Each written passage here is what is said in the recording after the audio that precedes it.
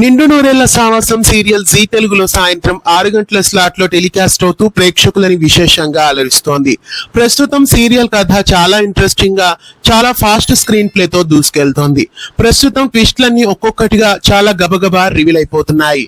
అరుంధతి చావుకి కారణం మనోహరి అన్న నిజం బాగీకి తెలిసిపోయింది. వెంటనే ఈ విషయాన్ని వచ్చి అమరేంద్రకి చెప్పాలని ప్రయత్నం చేస్తుంది.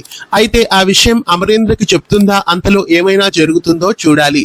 అలాగే ఆరు ఫోటోని బాగి చూడబోతోంది అని చిత్రగుప్తుడు చూశాడు.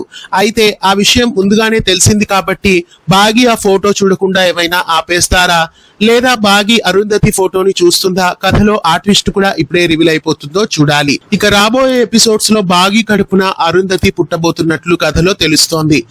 చక్కటి ఇంట్రెస్టింగ్ కథా కథనాలతో నిండు నూరేళ్ల సావాసం సీరియల్ ఉండబోతోంది. నిండు నూరేళ్ల సావాసం సీరియల్ స్క్రీన్ ప్లే ని ఎందుకు ఫాస్ట్ చేశారు, సీరియల్ ఏమైనా ఎండ్ అవబోతోందా అని అభిమానులు అనుకుంటున్నారు. అయితే నిండు నూరేళ్ల సావాసం సీరియల్ అయితే అప్పుడే ఎండ్ కావడం లేదు. ప్రస్తుతం అదే స్లాట్ లో 6 గంటలకి నువ్వుంటే నా జతగా సీరియల్ టీఆర్పీ ఎక్కువ వస్తుంది కాబట్టి ఇక్కడ ఈ సీరియల్ స్క్రీన్ ప్లే ని ఫాస్ట్ చేశారు. సీరియల్ టీఆర్పీని బూస్ట్ చేయడానికి నిండు నూరేళ్ల సావాసం ట్విస్ట్లన్నీ ఒక్కొక్కటిగా రివీల్ అవుతున్నాయి. అంతే తప్పితే ఈ సీరియల్ అప్పుడే ఎండ్ కావడం లేదు. ఈ సీరియల్ ఇంకా యథావిధిగా చాలా కాలం పాటు కొనసాగుతుంది.